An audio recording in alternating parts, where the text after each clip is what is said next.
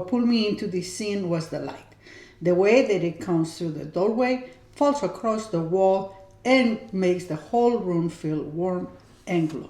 Hi, I'm Beatriz. Welcome back to the studio. Today's challenge is simple. Can we make this room feel full of golden light instead of making everything look flat or muddy? Yes, there is a lot of things going on here. The olive tree, the door, the arch, but the things that make it work is the light. So instead of painting every detail, we're gonna keep asking one question. Does this help the glow? Today's goal is not to paint every crack or every stone.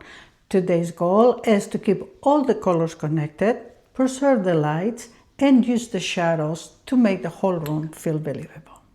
So let's get started. We're aiming for this painting to have the feeling of a sunlit room.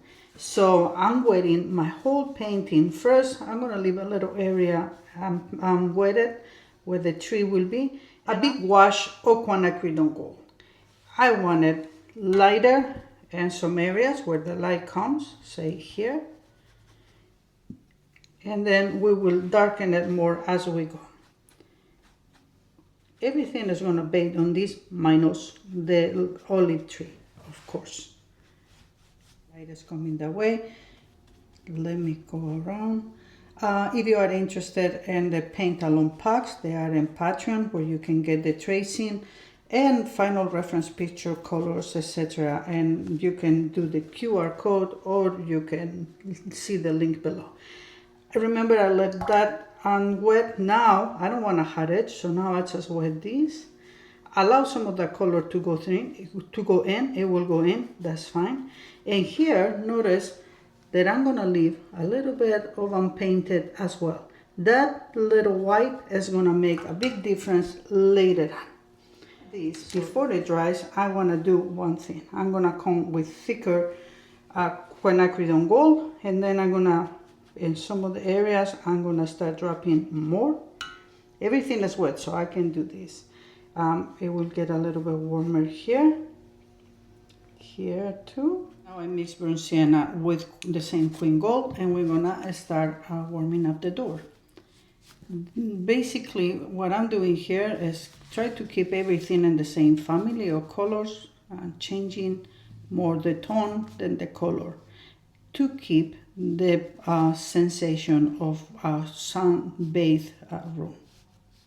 I'm gonna come with the queen gold light, and then I'm gonna put in the pot. The light is coming through the door, so this size is going to be pretty light. Switch to this one that I was using for the door, and start giving this pot a little bit of shape.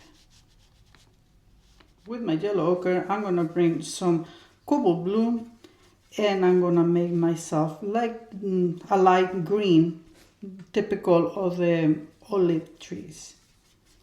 And I'm going to start putting some of that here. I'm just trying to give it a little bit of shape. This type of trees kind of grow upwards. And this is just burnt umber. Again, I'm treating this almost as if it is an underpaint. Queen gold by itself, I want to have some of those lighter colors peeking through. I want some of this white area that I left unpainted and some of the original light colors to show, because that is also going to add to the sense of light coming through it and glow. Let me put a little bit of the greens, the same ones that I was using here, muted greens. So we're going to keep it simple and bright. When our painting is this bright, the challenge is not to make everything look the same. So more than changing colors, what I'm doing is I'm changing the value of these colors that I'm using. This part where it's going to meet with the tree, just wet.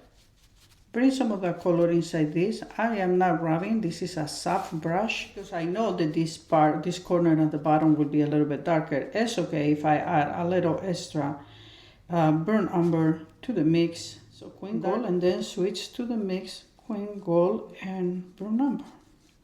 Let them blend here. Before we continue, I just want you to notice one thing. This is not just the background or the underpainting. What we are creating here is the atmosphere of the painting. I want the room to feel as if it is being bathed by the sunlight coming through the door and the windows. And now we are getting ready to use these shadows that we're going to keep in the same family and enhance that feeling. This part over here is brighter, so I just come with the Queen Gold. I want it a little bit more bright than the way it is right now. Darker inside the arch, but lighter than the outside of the arch. Got like a shadow. A bit of burnt sienna at the bottom.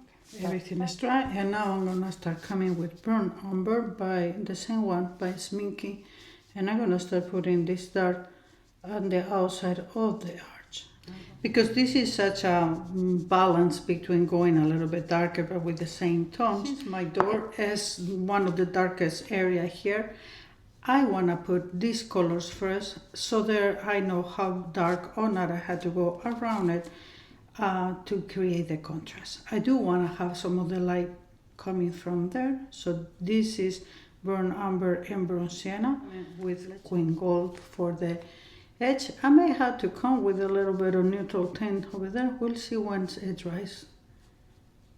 Just coming with the burnt umber and neutral tint, and then I'm just going to make this big line, and then right away come and start blending. I want to allow a little bit of the underpainting to show. This is just covering it to make it darker, and then we will come once it's dry to put details, that there will be darker details, etc. Okay, now let's just put the shadow in the inside of the arch. It has to be lighter than this, but a little bit darker than this, but vibrant. So what I'm doing is I got Queen Gold, but I added a tiny little bit of permanent rose. Wanted to have a little bit of light in a couple places, go with a little bit more water. This part over here needs to be darker, so bring it all the way. And then let's just do like a diagonal line. So we are also, since we have that color out there, we're also going to bring it here only to warm up a little. This part is lighter, but this part here has a little bit more shadow. And then coming with the same color, but stronger, and we want to darken this area. Put it around here as well. And then and the shadow underneath the door. The part where it's closer to the door gets a little bit more of the permanent rose just to warm it up. Obviously this other part will get a little bit darker. And then just go with water here, and the parts that are going to be inside the plant. And in this other one, let's just bring the burnt umber and burnt sienna. While all of this is wet, it's a good time to come, especially to do kind of like negative painting around the pad. Don't overdo it, a little bit there. This is wet. Let's see if we can put a few just to give us the impression of texture. And if it's not spreading as much as here, just go with the tip of a brush that has very little water and help it out. I don't want it smooth. We're trying to create texture. And this is going to be actually one of the darkest part of the whole painting. So I'm coming with burnt umber and neutral tint by Sminky. This is the inside of the part. You painting this, you painting that edge, but also this other one plus the tree. So keep that in mind. I come with only burnt sienna. Let's just bring a little line here, and I'm gonna bring it all the way. This one will get darker, but so I really want the part over there to be the brightest. I come with a little bit of the permanent rose next to the brightest, and then I blend.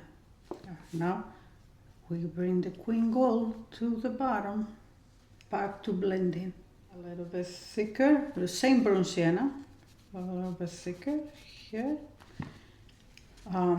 Top, so that it will blend with these other ones. I'm going from lighter to darker, as you can see. And finally, the burnt umber, fairly thick as well for right now. And now I blend with the tip of my brush. Let them blend with this wet first. This part over here is back to being bronze sienna, so I want my darkest part over there. Obviously this bronze sienna is fairly thick. This right now looks like it's floating. It's okay, we will fix it when we do the floor. Let's just do this top. It will come, the ellipse will come from there till here.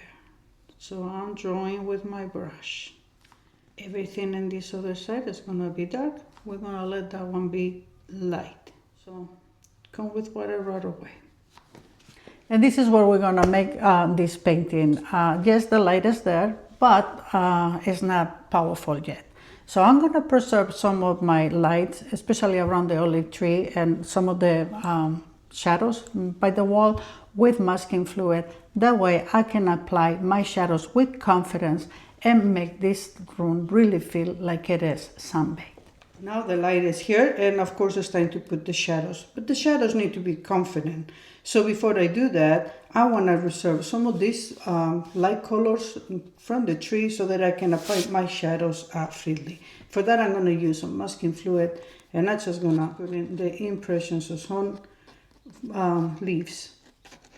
This part is going to be the one that has the more light, so I'm going to save more and less in this other area. If you want to save this more freely, you can save some of this with masking fluid as well. If you feel confident to paint around, you can paint around. Let me show you how it's done this way. Since I already have my masking for that, I'm gonna save them with them, I guess. Of course, the only ones that I'm saving are the ones that are gonna be light. The ones who are gonna be dark, we put dark on top of light anytime without any problem. So I'm not even gonna bother with those. Wait for the masking to dry. It's a good time to bring the colors for my shadows. Queen Gold mixed with burnt sienna by Winsor & Newton, and then burnt umber by Sminky. When I mention the brands, it means that these colors are slightly different from the usual colors. So burnt sienna by Winsor & Newton is more orangey than other burnt siennas, and the burnt umber by Sminky is a little bit brighter than the ones by Winsor & Newton, for example. But use what you have, use your discretion. A little bit of burnt umber with neutral tint, that will be our darkest dark. I'm gonna start by wetting only in the middle of the parts where I'm gonna have the shadows, because it's gonna take me a little bit of time to come, especially to these lines, etc. I wet a little bit there too, so that I can have stopping points, if you will. So I'm gonna do the wall first, and then we will do the floor. I started with the mix that it has more Queen Gold and burnt sienna. Protected with masking some of the tree, but I don't want my tree to be all brown, so I bring some inside, but I stay away from it. Only here in the ends of the tree, I come with the shadow color. Now, this bottom part is where it starts getting darker, so more with the one that has burnt umber and neutral tint.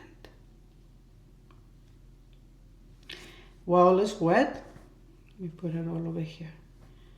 While this is wet, let's just drop some of those here as well, in the top. The shadows need to feel confident. If I make them too timid, then the light will not feel powerful. So now I start going with lighter colors, and I'm trying to make these edges sharp. I did not wet all the way till here for that reason. This area I put some of the masking so I can paint freely around it. Let's continue to make our shades straight.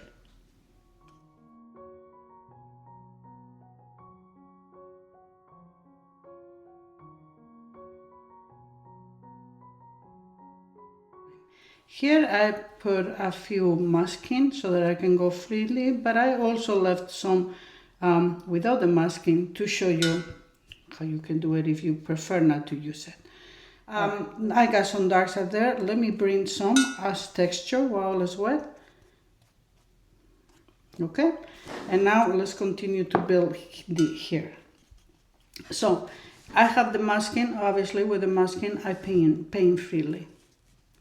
I don't have masking here, so now I just had to be building painting around every single one of these little shapes. When this is completely dry, I will have to come up and warm it up a little bit more this corner. But this is a great time to start painting the floor. I want this to be warm, so bronze sienna and queen gold. And yes, this part here is going to be pretty dark, but let's just drop this first. So now I'm dropping burnt umber with neutral tint. And then I guess I want to go from more to less. I'm trying to continue to be straight from this edge. And while less wet, I just make sure that I have a good blending, or like in this case, while less wet, I can come out with a little bit darker. And I'm trying to make the bottom of the pot. We're gonna let all of this dry. I'm gonna wet ahead of time a little bit because I am not messing up with this. This is looking good, so leave it alone. And then I'm gonna bring it all the way till that edge, lightly. Well, actually, I am applying a glaze of queen gold to brighten this part of the painting. And what we are doing is creating the glow of the painting. As you can see, by applying the shadows, all of our light has starting to glow even more. And here I'm gonna go from more to less, some of the permanent rose here and there. I want to make the glow coming into this direction. We can bring some here too. As you can see, it's a glaze, meaning my water is diluted and the color is not strong, it's not thick. While this is wet, it's a great time to come with neutral tint. I put a little bit of permanent rose on it with separation of these two walls. Wrap it and help it creating texture, but the shadows, that's the most important. Some of that will come here, so it's okay. Back to the cobalt blue and yellow ochre, and then let's just start putting this olive tree. This olive tree, yes, it is important because it's the only one that is in the different family of colors, but it is not the important part of the painting. The protagonist of this painting is the light, and we're getting the light by bringing the shadows. The shadows is what makes the brightness and the glow of on this painting. So some of these around the areas that I know that the masking is there. I really like it how this is looking. The glow is coming up. It's time to put the finishing touches. This is neutral tint with burnt umber, but same colors are just coming with different strengths. This time my colors are a little bit stronger, thicker paint. Let me darken a few areas here too. As mentioned before, this olive tree is here. They give us a focus, but it's not the focus of attention.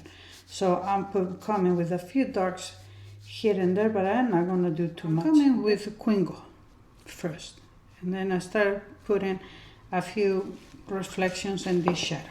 Go like that, tap with water. I dip a little bit on the leftover colors from when I was applying the wall, and then I switch and I drop some here. I'm trying to make shadows that it will be reflected from the tree.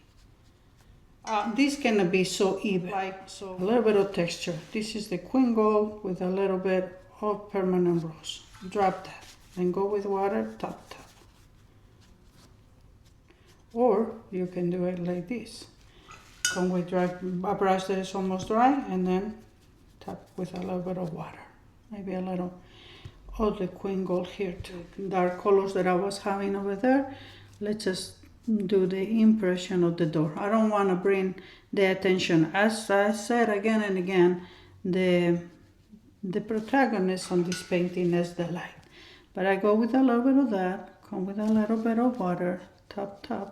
But I'm going to bring dark farther away. Okay. And I don't want to make everything very dark. However, this area here, obviously, these two are the darkest. So just a little bit of texture. Now we're gonna lift in some areas. These are a little too sharp, so I'm coming with my brush. It's not a scrubbing brush, it's my silver Bristol, which is slightly harder than a watercolor brush. And then I'm gonna soften in a couple areas, go with paper. Yeah, rub it up. I feel like, yes, there is some darks over here, but it's also need to be some lights. These have finished too abruptly. Let me see if I can lift them, and if not, I come with my liquid white watercolor. But maybe I'll be able to lift a few. Yeah, I want them more subtle, obviously. That's why I did not put the masking fluid. And do all this because I am working on good watercolor paper, meaning I have a strong cotton paper that is allowing me to do this little bit of lifting. Alright, so I lift some of the color, but as I said many times, the shadows are not the opposite of the light. The shadows is what makes the lights come up. So now if I go around those little things that I lifted, and then I come with a little bit of darker color, shadows. Do a couple more. I left some here and there. So drop that, tap, and now you can see my light more. All right, let me revise. Light is a little too bright, so let me put a glaze of the permanent rose. I want the difference between one and the other. I just don't want it to be as bright. And of course, if they're not as bright at the wall, it cannot be as bright in the floor either. So I'm gonna drop a little bit of the glaze that I was having with the permanent rose. I think I'm gonna call this painting done. This is the finishing painting. And what I like about this one is that we did not need to use a lot of colors. We actually kept them all in the same family, but by doing so, we kept the glow of the lights and we enhanced it with the shadows that they were in the same family of colors. This was a fun one to paint. If you want the paint along pack, it's in my Patreon with the reference image, templates, etc. And I'm gonna link them below. As always, I thank you for being here. I hope you learned something out of this video, and I will see you in the next one.